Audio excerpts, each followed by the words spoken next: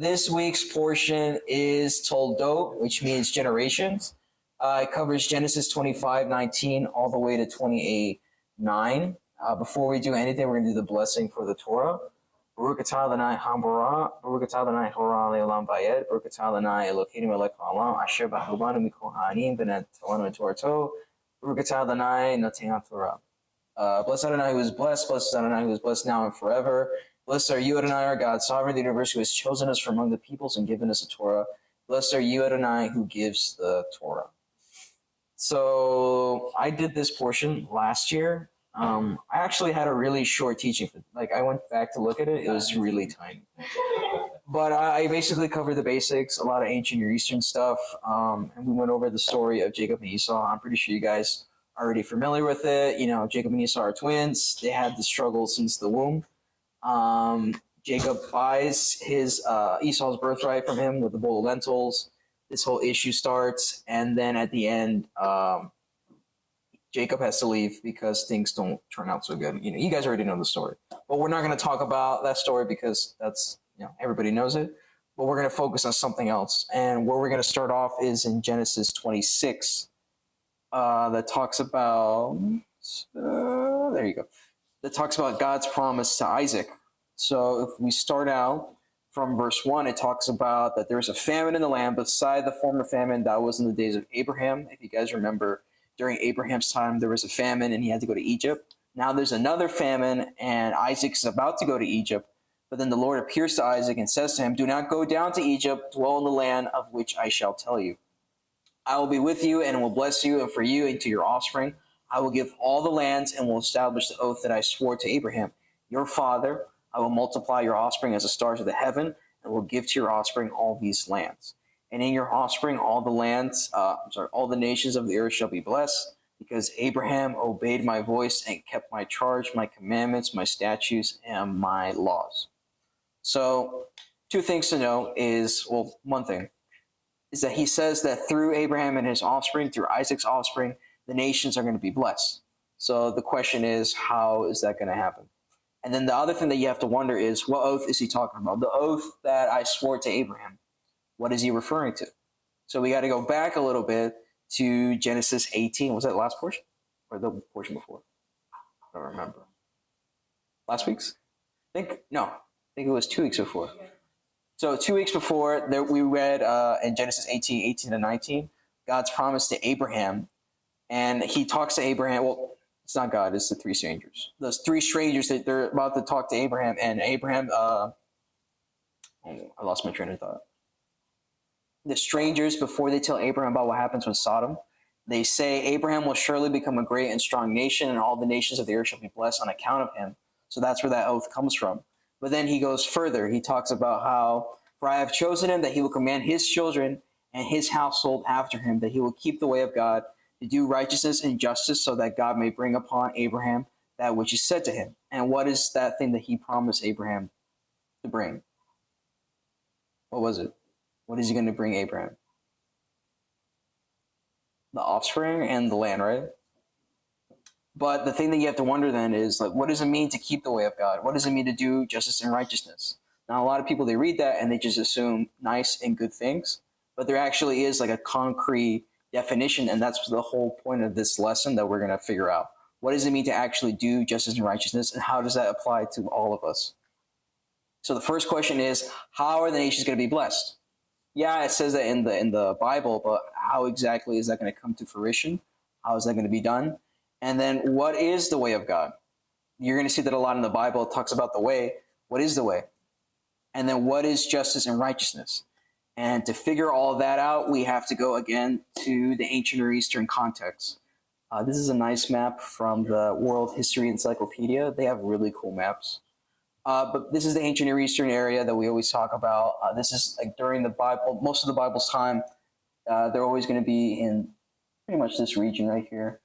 And the reason why it's so important to understand the ancient Near East is because, you know, you have to understand the context of what's going on in the Bible. Otherwise, you're going to miss out a lot of things. And we already learned from the past year, hopefully, if you guys remember or have been paying attention, we've noticed how there's a lot of language that's used in the Bible that's also used in the surrounding nations, because they had this common themes and ideas that they use. And God would use that to help the Israelites understand what he wants from them, and also to explain to the other nations how things are supposed to be done. So the common thing that they had in the ancient Near East was social justice in ancient Israel and in the ancient Near East. And we're going to talk about what exactly is social justice and how everybody had different ideas on how to apply that. So for this lesson, I used the book Moshe and Weinfeld's Social Justice in Ancient Israel and in the Ancient Near East. I don't know who told them those colors go together, red and blue. I could barely read it. But he went with that. And for this lesson, we're just going to cover chapter 1, because anything else past that is going to be too much information. There is a lot of information in each chapter. I think, well, the second one wasn't too crazy, but chapter 1 is going to be too much to cover to move on to anything else. So we're just going to focus on chapter 1. But the first thing that we have to talk about is, what do I mean by social justice? Because when you hear social justice today, it has a different meaning. So if I Google it, it's going to say social justice is the view that everyone deserves equal economic, political, and social rights and opportunities. And, that's Google's top result. But that's not the same social justice that's going to be in the ancient Near East. That's not what we're talking about. We're not talking about voting rights and equal rights, anything like that. It's something different. So back then, well, that was the piece of the pie that everybody gets with social justice. Back then, in the ancient Near East, what social justice meant was maintaining the existing socio-economic hierarchy. And what that means is, like, back then, there used to be a ladder, and people would have different statuses. So wherever you were on that ladder, you want to stay on that spot. Because if you go below, you don't want to be there. That's where all the afflicted people are, and you don't want to be there. So having social justice in the ancient East meant that you had the kingdom's backing of you to make sure that you kept the status. Otherwise, you would just be oppressed and fall to the very bottom of the food chain. And they would also restore people's status so that way they could go back to where they were. And they would do that through reforms. And this is a quote from The Law from Tigris to Tiber from Raymond Westbrook that I found online. And I thought it was a good explanation of social justice in the ancient Near East. So what's very interesting about the ancient Near East is that they had expressions for social justice. And what I mean by that is, in the ancient Near East, the idea of social justice was expressed using hendiasis. I think that's the way to say it. And what a hendiasis is a single idea expressed by two words joined by the word and. And to illustrate that, think of like an ice cream cone.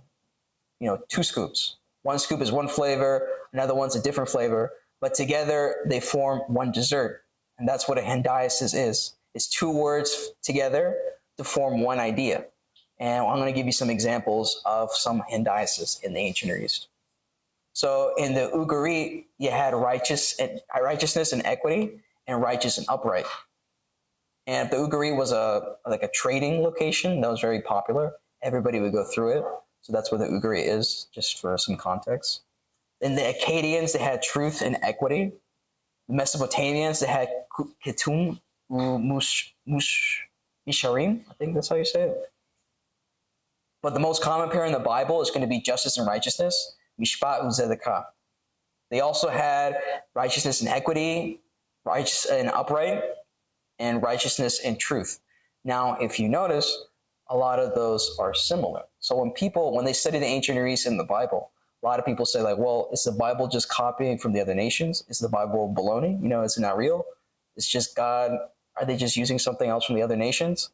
But the way to best explain it is, if I ask you guys to think of a democratic nation, give me one, like right now, democratic nation. We're standing on one right now. It's the easiest one yet. Yes, we're standing in Canada for the people online. But the U.S., yeah. Hopefully you guys thought of the U.S. first. But yeah, so when everybody thinks of a democratic nation, they think of the U.S. But if you guys didn't know, there's actually 123 other democratic nations, not just the U.S. So then the question is, are they all the same? Are they all the same, right? Excuse me? Are all these democratic nations the same? Is everybody like the U.S.? Does everybody have the same freedoms like the U.S.? No, for example, I went to Mexico. Mexico was really nice, really good food. but I noticed it wasn't the same as the U.S. It wasn't the same safety that we had. It wasn't the same guarantees. Yeah, it wasn't too like you had to be really precautious when you went, what time you went driving on the highway. We didn't really have to worry about that in the U.S. So I thought it was crazy. But if you go online and you Google Mexico, they have a democratic nation. So why are they so different from the U.S.? And that's because we have a different set of laws that make sure that we don't have to get to that position. But not all the democratic nations have that. And that's what social justice is in the ancient Near East. Everybody had social justice, but everybody had different interpretations of how to apply that.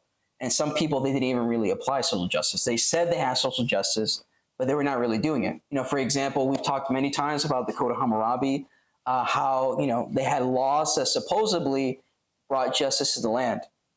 But if we study it, we see that it's not really true. That it had favoritism towards people that were rich. If you were rich, certain laws didn't have to apply to you, but it would have to apply to people that were poor. And according to Hammurabi, like we'll see later in the examples, he brought social justice to his kingdom. But obviously that's not the case. And that's the issue with the ancient Near East. Everybody believed that they had justice and righteousness, but then God comes and he shows them like, look, this is how you're supposed to do it. You say you do it, but you don't. This is how it's supposed to be done. So again, I already went through why not all these nations are different. And the two phrases we're really going to focus on is going to be Ketum u Misharum and Mishpat u Zedekah. Those are going to be really similar according to Moshe Weinfeld, and those are in the ones that he uses in the book to compare and contrast. So we're going to be focusing on understanding Mishpat u Zedekah and Ketum u Misharum. Now, both of these are going to be endowed as a character trait. And what I mean by that is Ketum u Misharum was a trait endowed by the gods. So the gods would give this trait to the kings. Like, for example, Hammurabi was given truth by Shamash, and Shamash had Ketum u Misharum as gifts. That I think it was a she, Shamash. I think Shamash is a she. Whatever Shamash is, she would give out these gifts as Ketum u Misharum to the kings.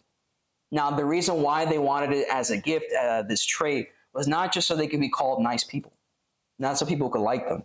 The purpose of having this gift meant, according to them, the gods gave them this gift so that way they could judge the people justly. So you having the trait of justice and righteousness, it meant that you were able to bring justice to the people correctly.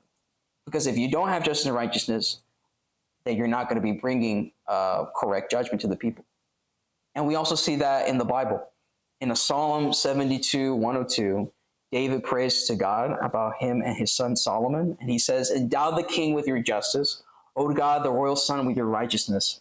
May he judge your people in righteousness, your afflicted ones with justice. So we see the same thing. He's asking God for this trait, not so he could be called, oh man, David was a really righteous person. It's not for that purpose. He wants that trait so that way he could bring justice to the land, to the people. And if you think about it, when Solomon asked for wisdom, what did he do? The big story that everybody knows about Solomon, the thing with the two moms. One of them, they were sleeping. One of them rolled over her baby. The baby died, and then she took the other baby and tried to pretend that was her baby. And then they had this whole court debate, and they went to Solomon. And Solomon was like, "Well, we could just cut him in half, and we'll split the baby between you guys." And the other mom that stole the baby was like, "Yeah, that's cool with me." And that's when everybody figured out that that's obviously not the mom. But the thing that I'm trying to say is that he got wisdom not so he could show off to people. He'd be like, hey, did you know the earth revolves around the sun, or whatever they said back then. It wasn't to show off. He had wisdom so that way he could bring proper justice to the people. And that's what made Solomon such a great king, because he brought justice to the land until it all got to his head and he became super corrupt. But before that, he was a justice and righteous king. Another thing to consider about both these traits is that they were considered a social ideal. So Mishpat Zedekah and Ketum Umusharum were important values in society. Not only that, but in the people's eyes, both these qualities were synonymous with kindness and mercy. And when you study the Bible, these words, kindness, truth, and mercy, they're going to be found in conjunction with justice and with righteousness. And we see this in some verses. For example, Isaiah 16:5, it says, then a throne shall be established in kindness, and one shall sit on it in faithfulness in the tent of David, judging and seeking justice, and zealous for righteousness. So there's this connection between justice and righteousness and kindness and mercy. Kindness and truth preserve a king. With grace he upholds his throne. That's Proverbs 20:28. And the way the king would show kindness in the ancient Near East was through social reforms. Social reforms were the fruit of justice and righteousness. And for example, in the Hellenistic period, during the Greeks' time where they ruled, they would do reforms like remissions of debt, which is basically like they would just absolve your debt. You don't have any more debt. You don't have to worry about it. But those type of reforms, they would call it philanthropy. And if you study the etymology, I think that's the correct word, of philanthropy, and you break it down into the Greek words, phil comes from philos, which is love. Anthropy is humanity, mankind. So that word means love of mankind. So that's how the rulers of the time would show their love to their people, by doing these social reforms. And the same thing with Ketuma and Musharum was also linked to acts of kindness. In the epilogue of the Code of Hammurabi, he states that by giving the people the laws, he has led them in the way of truth and the path of kindness. Elsewhere, he states he set Ketum and Musharum in the land and dealt kindly to the people. So again, there's this connection between bringing justice and dealing kindly with the people. And again, this is the hypocrisy that I'm talking about, because he says that he brought kindness to the people and he dealt with them kindly. But like I said, there was laws that favored the rich, and everybody else had to pay the price, which sometimes would be death or losing a hand or whatever it was. Another interesting thing, this one's probably the most interesting, is that both of these were associated with a path or a road. So Mishpat Uzedekat, when paired with Derek, which is way, describes a way of life. And we see this with Genesis 18:19, we read it. It says, "For I have made myself known to him so that he will give orders to his children and to his household after him, to keep the way, Derek, of Adonai, and to do what is right and just." So here it's talking about how Israel is going to be following the way of God as their own lifestyle, and they're going to be doing that by doing what is right, by doing justice and righteousness. So Israel's main mission is to adopt God's way as their own way of life by doing justice and righteousness. And then in contrast, because if you guys remember Genesis 18, this is before they tell Abraham, like, look, this is what we're planning on doing. We're going to wipe out Sodom and Gomorrah. And we find out later on in, I think it's Ezekiel 16:49, that the reason why he wiped out Sodom and Gomorrah was because it says here, "For pride, abundance of food, and prosperous ease was to her and to her daughters, and she did not sustain the needy and the poor." So we see this contrast. So he tells Israel that they're going to have to do justice and righteousness. And then on the other hand, Sodom and Gomorrah is being destroyed because they failed to do justice and righteousness. And we see that that involves helping the poor. It's because they failed to help the poor, that's why God judged them. So there's going to be a bunch of verses that talk about the way/path of justice and righteousness. So Proverbs 2:8 says, "Guarding the path of justice and watching over the way of those loyal to him." Isaiah 26:7 says, "The path of equity for the righteous man, O just one, you make smooth the course of the righteous. They do not care for the way of integrity. There is no justice in their course. They make their paths crooked. No one walks in them, cares for integrity. That is why justice is far from us and righteousness does not reach us." That's Isaiah 59:8-9. And you're going to see this also in the ancient Near East. The Code of Hammurabi also utilized the concept of a road and a path. So they had, for example, the road/way of truth and equity. And in the epilogue, dealing justly is also referred to as walking on a good path. And where did they get this connection of walking on a good path and dealing justly?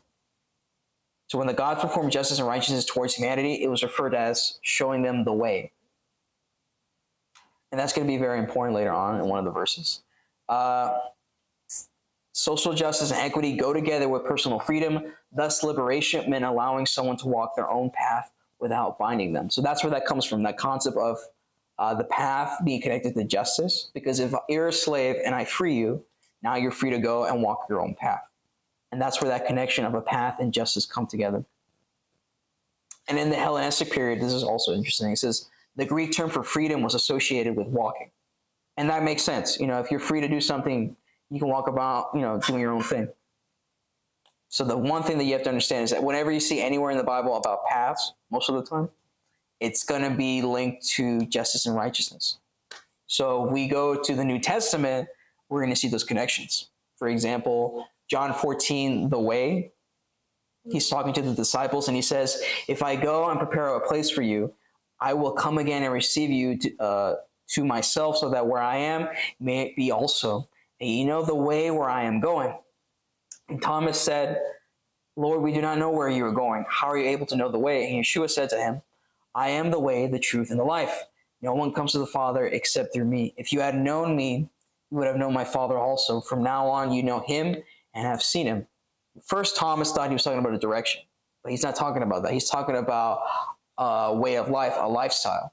And we just saw how the way, a path, is connected to justice and righteousness.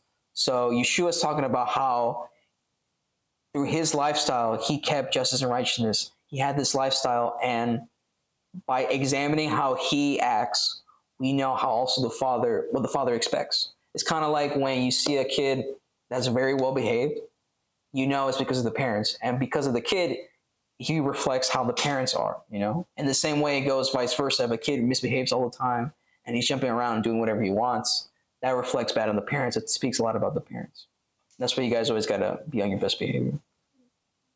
But if we go to Matthew 7, that talks about the road to life, enter through the narrow gate, because broad is the gate and spacious is the road that leads to destruction. And there are many who enter through it, because narrow is the gate and constricted is the road that leads to life. And there are few who find it. That's Matthew 7, 13 to 14. But that road to life is the one that deals with justice and righteousness. If you do justice and righteousness, it's going to lead you to that life that Yeshua is talking about. So to recap what I was talking about, two important things to note is that whenever I say mishpat uzedekah, that means justice and righteousness. And it also works the same way the other way around. Zedekah mishpat is just righteousness and justice flipped around. They mean the same thing. So if you see any of those terms, they're going to be the same thing. So we talked about how social justice was represented by various expressions in dioceses in the ancient Near East. Remember the ice cream cone? The two flavors that represent one dessert. So two words would be put together to represent one idea, which was social justice. Justice and righteousness were traits endowed by the gods to the kings. And again, they got those traits so that way they could deal justly with the people in the land, not just so they could be called good people. Justice and righteousness were linked with kindness, mercy, and truth. And the way a king would show kindness was through social reforms. And justice and righteousness was the way of life. And it's always going to be, not always, but it's going to be described as a path and a road. But one important thing to understand is that justice and righteousness is not just a trait or a status. It's defined by the actions of a person or a group of people. And a lot of times I see this on, you have something to say?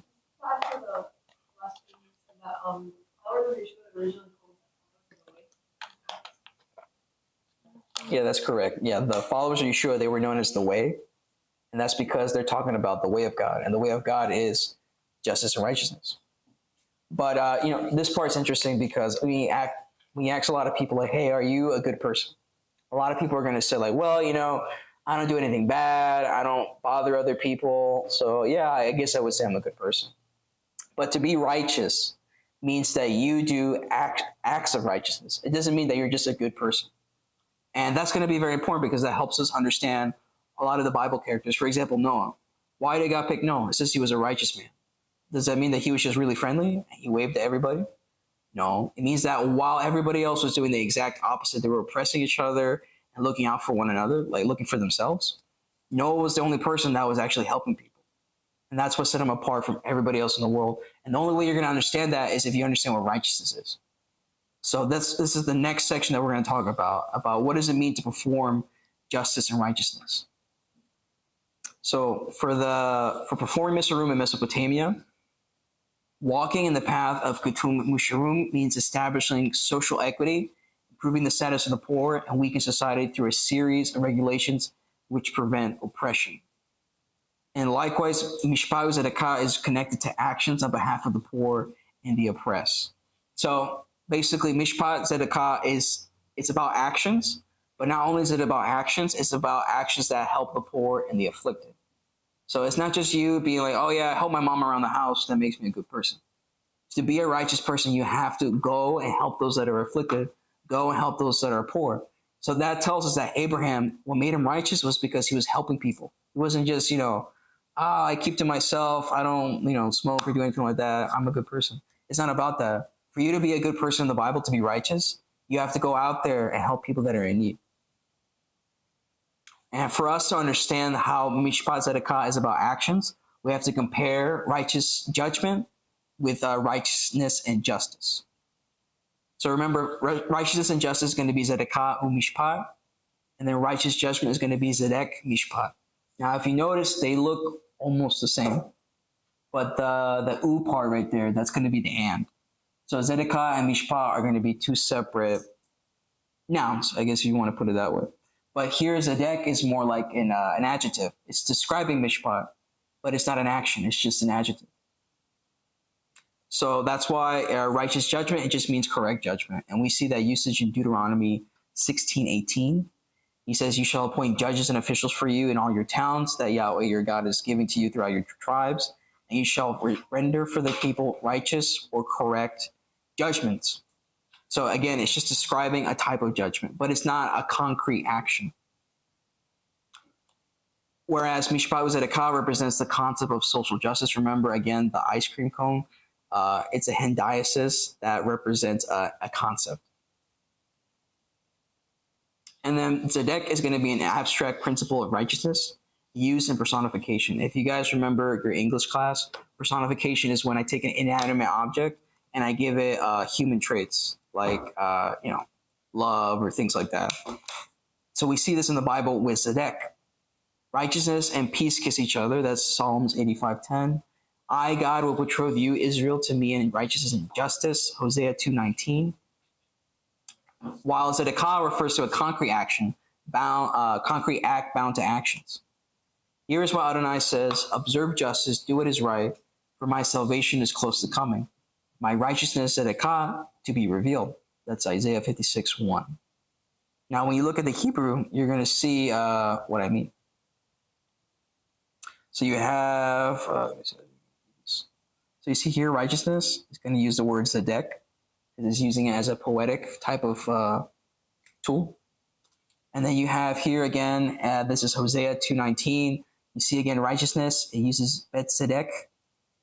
But then when we go to Isaiah 56, when it goes to righteousness, it uses Zedekah because it's talking about an actual action. It's not something poetic. It's referring to something that you have to do.